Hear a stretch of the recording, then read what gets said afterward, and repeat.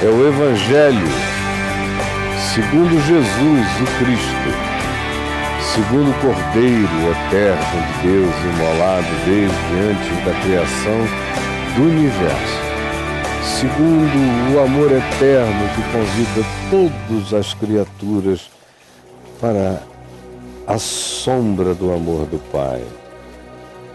Eu quero ler para você hoje em Marcos, no capítulo 10, o texto que eu li na semana passada em Mateus sobre o jovem rico. Lembra? Hoje eu quero ler só uma pergunta. Capítulo 10, verso 17. E pondo-se Jesus a caminho, correu um homem ao seu encontro e, ajoelhando-se, perguntou-lhe: bom mestre, que farei para herdar a vida eterna? Respondeu-lhe Jesus: por que me chamas bom? Por que me chamas bom? Ninguém é bom. Por que me chamas bom? Ninguém é bom,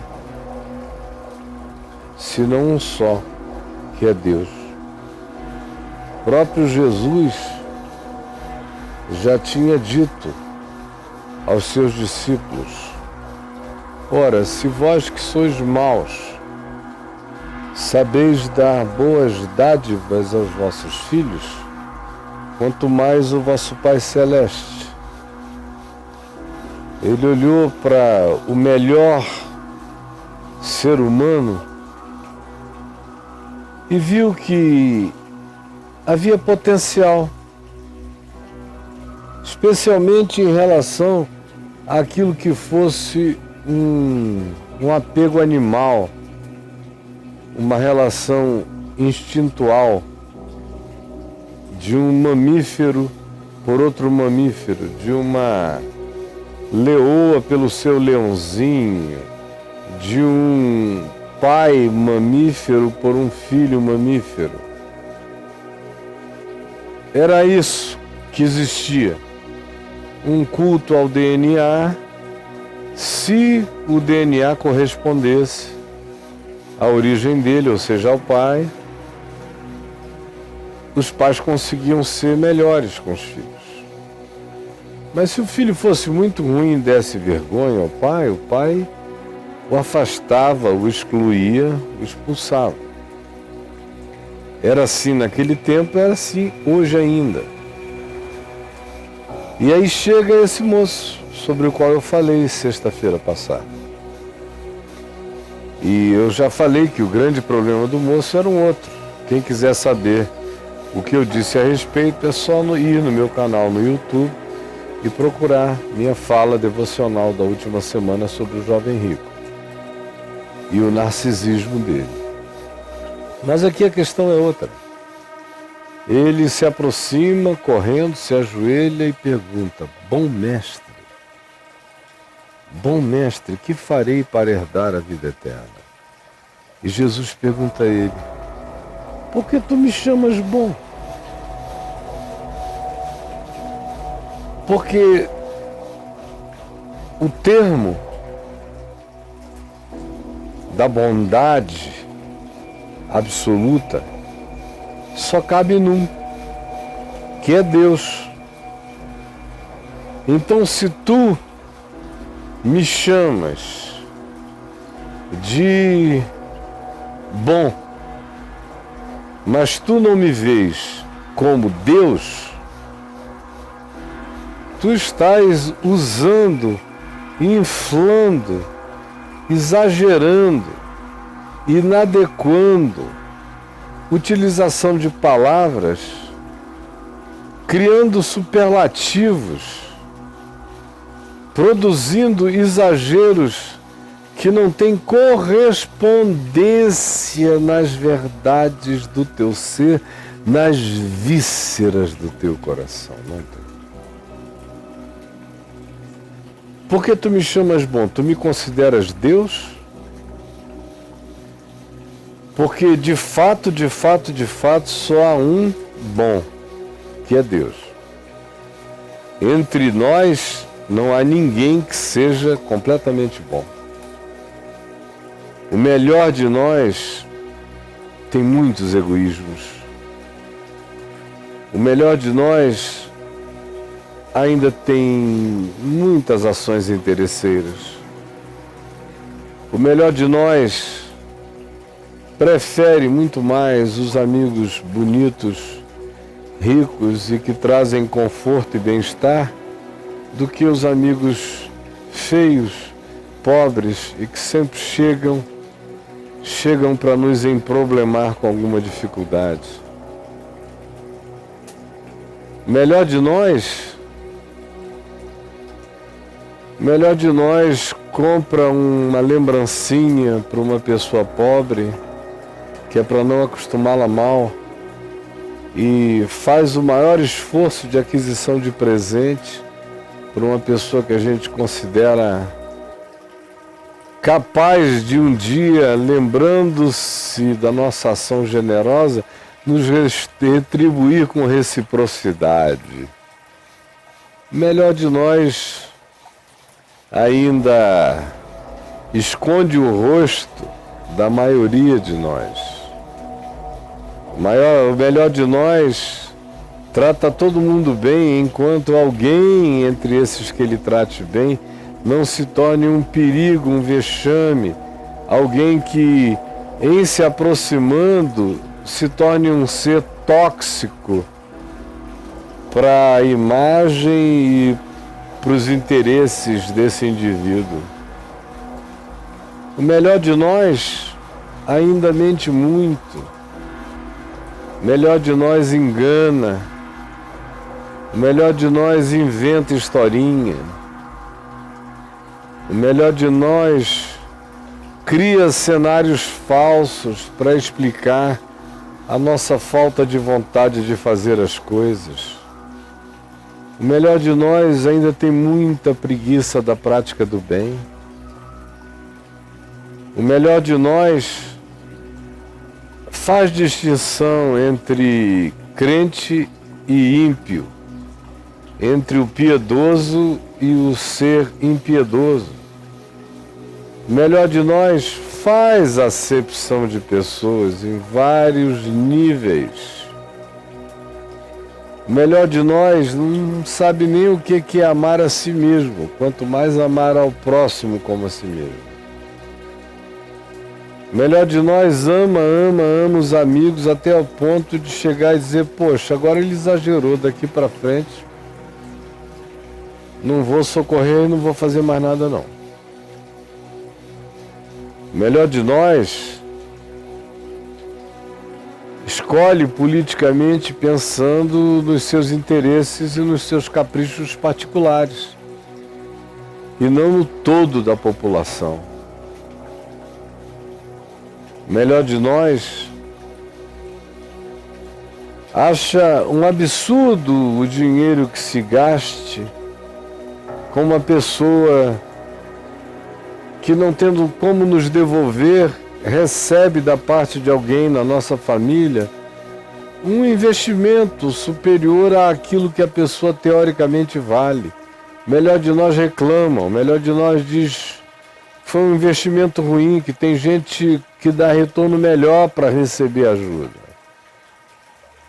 Os melhores de nós têm dúvidas se dão uma ajuda para uma criança esmolando na esquina sob o argumento de que deve ter um adulto explorando aquela criança, então que não coma a criança, nem o adulto e nem ninguém, porque nós somos bons e não gostamos de malandragem. Somos os melhores de nós são assim. Os melhores de nós adoram uma pessoa livre, até que a liberdade dela não implique em algum escândalo que a macule do ponto de vista social. Os melhores de nós são assim. Os melhores de nós recebem multidões de favores, de estímulos, de cuidados durante anos, e aí se esquecem, e um dia se encontram com você, e o melhor que conseguem tirar da memória é dizer: eu me lembro que durante muitos anos o Senhor me tratou com toda a cordialidade. Esses são os melhores de nós, que não conseguem nem medir e avaliar a profundidade das ocorrências, dos acontecimentos, dos investimentos, das doações. Assim são os melhores de nós. Os piores, não preciso dizer quem são os piores. Olhe para os governantes do mundo e você vai encontrar alguns dos piores seres humanos do planeta. Olhe para os governantes do mundo e você vai encontrar alguns dos piores seres humanos do planeta. Os piores de nós. Os piores de nós não vale a pena. Os piores demais são desnaturados, sem afeto natural, paterno, materno, filial. Os piores de nós são implacáveis, são vingativos, não perdoam. Os piores de nós têm uma cascata de águas amargosas e venenosas jorrando do coração.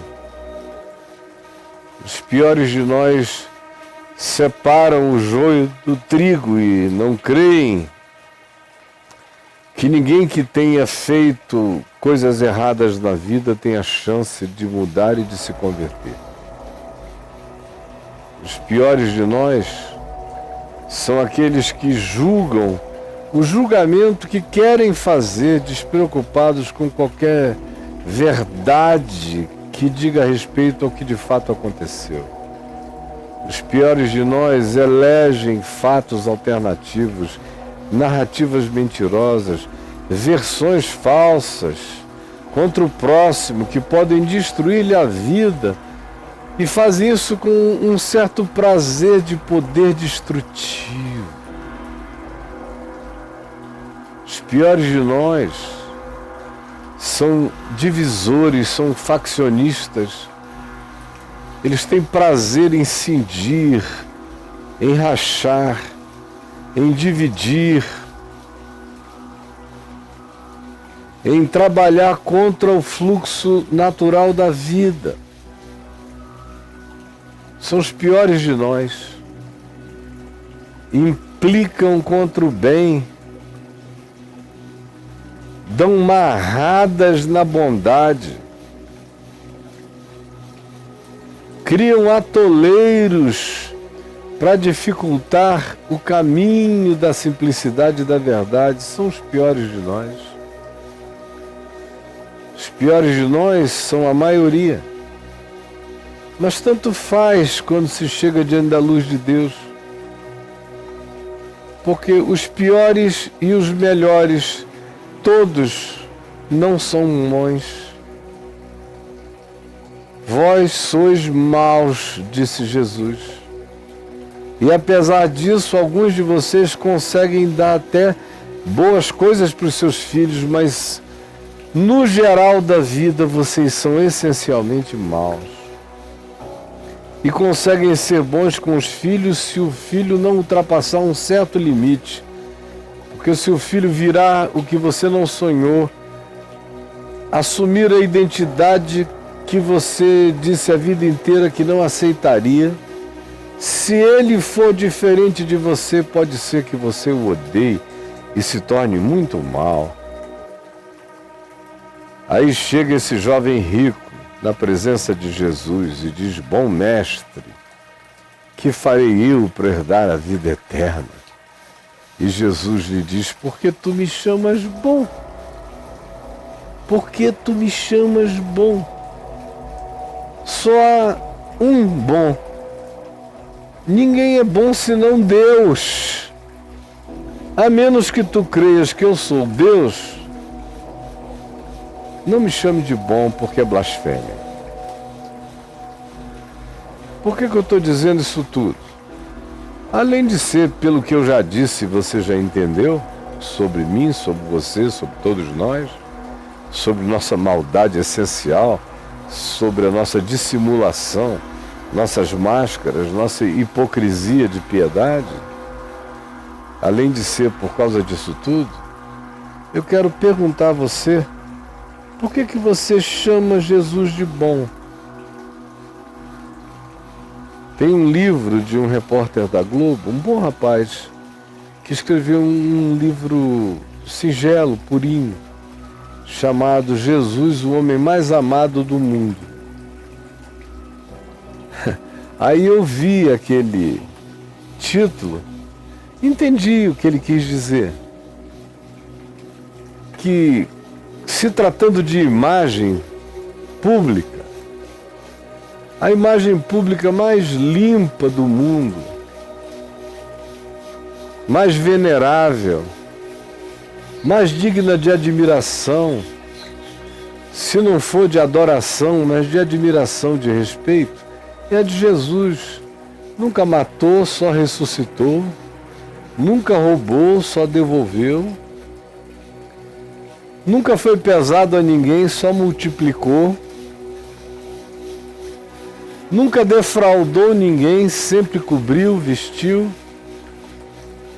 não fez acepção de nenhum tipo de pessoa, nem daqueles que o oprimiam de dia e de noite.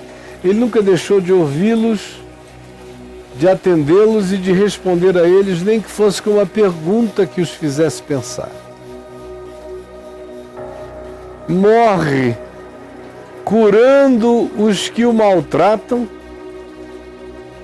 abençoando os que o maldizem, perdoando a todos porque não sabem o que fazem e até morrendo ainda junta famílias. Inspira a ressurreição dos mortos no coração de milhões e recebe cantos culticos e louvores em milhões, milhares de lugares, de catedrais, de templos, de salões ou de árvores densas e grossas nas Áfricas mais longínquas. Então, nesse sentido, ele é o homem mais amado do mundo, ele é o nome, ele é a simbolização mais amada do mundo. Mas ele não é o homem mais amado do mundo. Na realidade, quando você começa a ensinar o que ele ensinou e a convidar as pessoas a crerem no que ele ensinou e a se submeterem ao que ele ensinou, as pessoas não têm coragem de dizer que ele é um demônio, mas elas passam a fugir dele como fogem do diabo. Não se submetem aos seus mandamentos, dizem que ele foi lindo, gostoso e bonzinho, mas o que ele ensinou é impraticável, inviável, que não faz sentido com a natureza humana. E na realidade,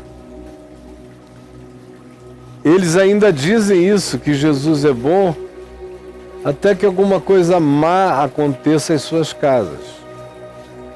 Porque Jesus é bom e é uma aposta que a maioria faz que Jesus é bom. Aí eles dão os dízimos, as ofertas, eles frequentam, eles cantam para esse nome, mas eles não querem conhecer essa pessoa.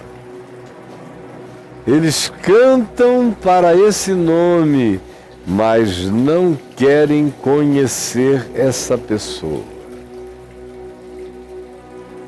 Eles fazem oração honrando esse nome, mas não querem conhecer essa pessoa. E nem tampouco submeterem-se à sua palavra e viverem de acordo com o que ele disse, vem e segue. Não querem. E como eles não vão blasfemar desse nome, Jesus, maldito sejas, eles blasfemam de todo aquele que pareça com Jesus, mas não carregue o nome de Jesus e não seja Jesus. Chega alguém, aí começa no meio de uma reunião de pessoas que amam a Jesus, a dizer que é preciso perdoar aquele que caiu, que fracassou, que desapontou o pai e a mãe, porque ao invés de heterossexual é homoafetivo, mas que o povo de Deus tem o chamado para perdoar os que sabem o que fazem e os que não sabem o que fazem, e muito mais ainda para perdoar aqueles que já nasceram sendo o que nem pediram para ser. Aí nessa hora, quando chega alguém e diz que é assim, essa pessoa que só está repetindo o Espírito e o ensino de Jesus, passa a ser na mesma hora completamente odiada, se torna herege.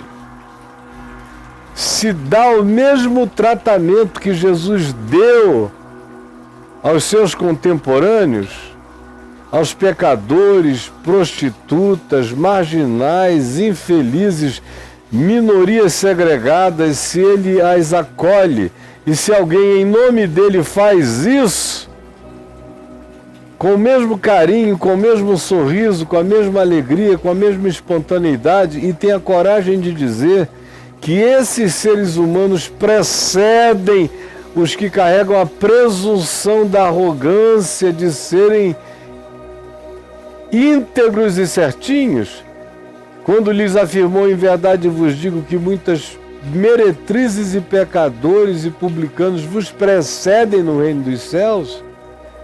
Quando alguém repete Jesus, diz o que ele disse para esses grupos que cantam, louvam e elogiam o nome dele, na mesma hora, embora eles digam que amam a Jesus, eles passam a odiar esse mensageiro de todo o coração. É um herege. Aí se você perguntar a eles se Jesus era um herege, eles vão dizer: Deus me livre, é o santo de Deus. E se você ensinar tudo que ele ensinou, você que faz isso é um herege, é um endemoninhado, é um destruidor. É um destruidor da fé. É uma esquizofrenia louca. Por isso Jesus não entra nessa. Por que tu me chamas bom? Para de me chamar de bonzinho. Para de cantar para mim. Para de dizer que eu sou o homem mais amado do mundo. Porque você não me ouviu dizer ainda? Aquele que me ama, cumpre os meus mandamentos. Aquele que me ama, cumpre os meus mandamentos. Se vós me amais, obedecereis os meus mandamentos. Permanecei em mim e eu permanecerei em vós. Se o que vocês dizem que têm por mim é amor, então obedeçam. Porque eu só entendo amor a Deus como obediência à palavra da vida, do amor, da reconciliação, do perdão, da justiça, do equilíbrio do bom senso, que decorre de toda vontade de bem em todas as direções. Porque tu me chamas bom? Porque tu cantas para mim? Porque tu oras em meu nome? Porque tu dizes que eu sou maravilhoso, conselheiro, Deus forte, Pai da eternidade, príncipe da paz? Se tu só gostas da liturgia, dos cânticos e dos cultos em torno do meu nome, mas tu odeias a minha palavra e não a cumpres, não a obedeces, foges dela, a rejeita. E qualquer um que a encarne, que a ensine, que mostre o caminho com a liberdade com a qual eu vivi e ensinei, vocês perseguirão a esse. Embora ele pareça comigo, vocês dizem que eu sou o bom mestre, mas na prática vocês me detestam e me suportam. Não me suportam. Na prática vocês se retiram contrariados, com raiva. Porque tu me chamas bom. Hoje você está tendo a chance de parar de tentar mentir para Deus. Como diz o Senhor no profeta Malaquias: quem me dera houvesse entre vós quem tivesse a coragem de fechar a porta desses templos, de cânticos mentirosos, de elogios a mim, que se tornam cada vez mais blasfemos, porque quanto mais vocês me elogiam e falam o meu nome, menos compromisso de obediência vocês têm com o meu ensino, minha palavra e com a prática da verdade que eu sou. Porque eu não sou uma opção, eu sou o caminho, a verdade e a vida, e ninguém vem ao meu Pai se não andar no caminho, na verdade e na vida. Por que tu me chamas bom? Por que tu não te convertes ao Evangelho e aí naturalmente pela tua obediência eu discernirei o teu amor por mim? Olha, eu não sei mais o que fazer para tornar o Evangelho mais simples para vocês. Eu estou chegando às raias da infantilidade para ver se essa geração consegue me compreender. E se a antiga que ficou encrostada, engessada e empedrada, se as gotinhas dessa água eterna conseguem entrar em alguma fresta dos seus bloqueios horrorosos. Senhor Jesus, permite que essa palavra que só não compreendeu quem é contra o entendimento, alcance lugar, alcance constrangimento, provoque aquelas angústias transformadoras, os desconfortos que produzem vida no coração de milhares e milhões de pessoas. É o que eu te imploro que tu faças agora, em nome de Jesus. Amém.